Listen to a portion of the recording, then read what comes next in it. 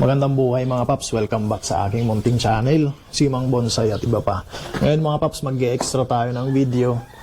Gusto ko lang i-share mga paps ito kung paano palitan yung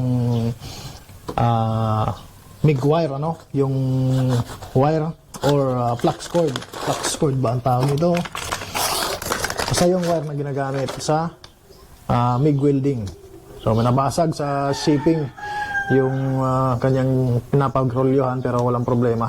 Hindi naman yan mga paps nakaka-apekto sa kanyang performance. So ganito po, ito po ay 0.8 mm na MIG wire. Yan. So ito namang aking welding machine ay Kawasaki na 3-in-1 na welding machine. Ito po ay merong MIG, merong TIG at meron ding MMA. So mga paps, hindi nga pala ako welder, ako ay DIY, mahilig lang mag-DIY, kaya meron ako nitong ganitong gamit. So umpisahan natin mga paps dito. Yung gagawin ko, tatanggalin ko muna yung pinaka-wire niya na naiwan. So ito yung opening niya. So makikita nyo meron pang wire dito. Yan pero hindi na siya nakakabit dito. Bali yan na lang yung naiwan. So tatanggalin natin to. Buksan natin ito yung umiipit sa kanya doon para maipit siya doon sa parang wheel. So ngayon tanggalin natin ganyan. Tatanggalin din natin to, baka dumikit dito. Pihitin lang natin ganon, tapos hila. Yan mga paps. Yan, makita nyo yan, ito yung dulo, yung nozzle. Pihitin natin pakaliwa, tama, pakaliwa, tapos hila. Yan po yung dulo nya. Ayan po yung loob.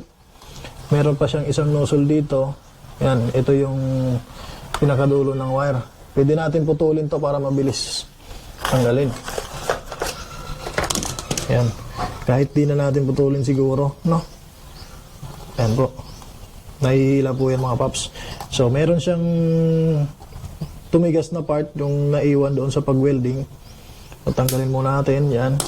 Kasi ito, pwede rin natin tanggalin to. Itong dulo. Ikot lang. Ikutin lang natin para mas mabilis. Yan. Tanggalin natin yan. So, first time ko mga paps magkaroon ng ganitong gamit. Kaya isi-share ko rin mga paps doon sa mga gustong mag-DIY. So, pag ganyan, pwede na nating hilahin yan. Hilahin pa ganito para mabunot lahat ng wire. Pwede namang dito tayo maghila. So, dito tayo maghihila mga paps. Tanggalin natin itong buhol dito sa dulo. Ayan So, tatanggalin natin yan. Putulin natin ng cutter. So, ayan. Tanggal natin to para hindi sumabit. Yan mga paps. So, ngayon, ihilahin ko na to. Hilahin lang natin ang pliers yan. Siguraduhin lang natin na hindi na siya nakaipit doon sa loob dito. Ayan. So, hilahin lang natin. Yan. Mahaba pa sana to kaso hindi na to aakyat. Hilahin natin yung luma na yun. So yun, tanggal na lahat mga paps. Ganito pa sana kahaba. Ito yung nasa loob ng itong parang hose nya. So yun. So ngayon papalitan natin. Dito naman tayo, tanggalin lang natin to. Tanggalin natin sa tawag nito. Dito sa reel. Ngayon ilalagay natin itong bago. Hanapin natin yung dulo. Ito yung dulo nya. Ito. So, papasok muna natin itong mga paps. Pwedeng pasok muna, pwedeng tanggal muna. So, ang gagawin natin ngayon, tatanggalin muna natin itong dulo nya. Yun. So, yan, medyo lumuwag na. Bantayan lang natin na huwag masyadong maluwag kasi baka matanggal yung pagkaka-rolyo. So, yan. So, ang ikot po nitong rolyo na itong napagrolyohan ng wire. Para sa akin, ang ikot ay paganon. Kaya ilalagay ko po siya sa ilalim ito nakalagay. Kasi kung sa ibabaw, paghila dito, medyo mahihirapan siyang maghila. So, lagay sa ilalim to. Yan. So, papasok na natin to dito. Kung nakikita nyo kung tawag mga paps, papasok ko dito siya. Itong parang imbudo. Nalapat natin konti. Yan. Yan. So, pasok ko siya dito. Yan. Pasok natin dito mga paps. Tapos pag lumabas na siya dyan, makikita nyo yan, lumabas na dyan. Papasok natin dapat dito sa pinakabutas, yung kulay blue na yan. Tanggalin natin to. Sana nakikita mga paps, ano? Ayan. Pasok lang natin dito.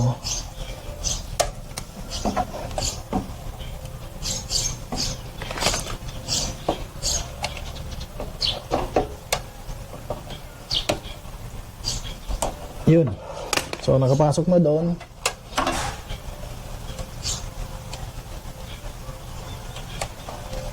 Tulak natin. Nakapasok na siya mga paps. Tulak lang natin ganyan. Tapos ito, ipasok na natin to doon sa rail. Lagyan natin dyan sa rail.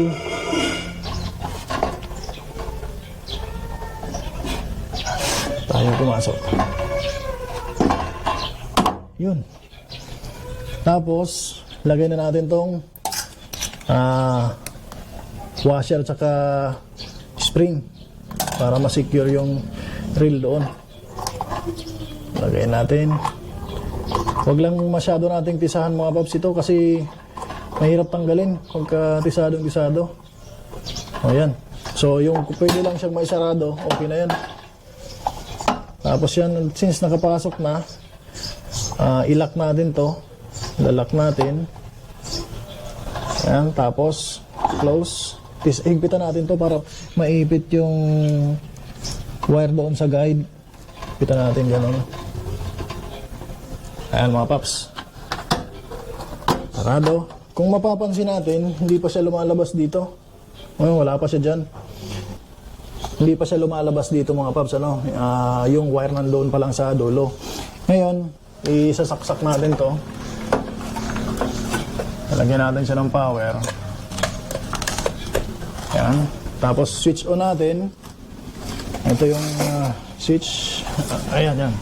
Ito yung switch on. Switch on natin yan. Pagka switch on, sisiguraduhin natin na nakalagay ito sa flux. Kung ilan yung size ng ating wire, dapat nandun siya. Yung wire ko ay 0.8 mm. Lalagay natin dyan sa 0.8 mm yung ilaw. So pipindutin lang natin to. Yan, 0.8. So dahil nakalagay na dyan, palalabasin natin yung wire dito. So pipindutin natin to. Tingnan natin dito sa loob. Yan. Kung makikita mo yan, ito.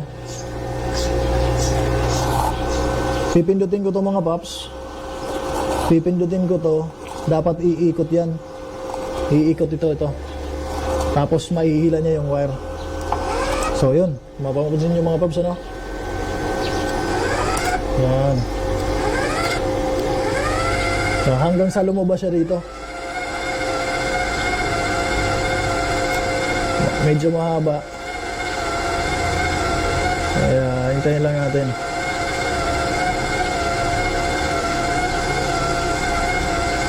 Ayan siya mga paps. Hintayin natin na lumabas. Ayan, malapit na. Nararamdaman ko na yung tunog ng wire.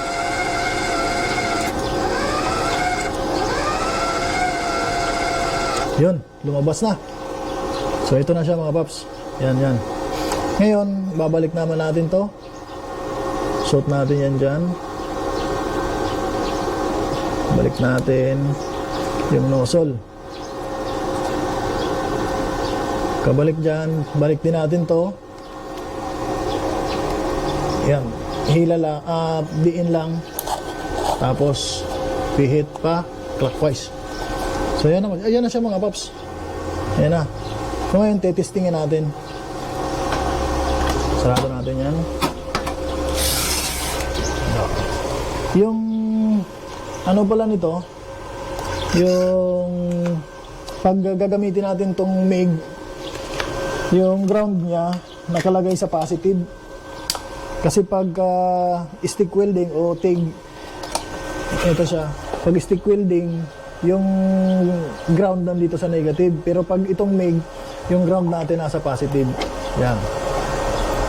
Yan. So nakakabit na siya. Testingan natin dito. Ito. So testing tayo mga paps. Yan. Ayan, ito yung ground. Lagyan natin dyan. Testing.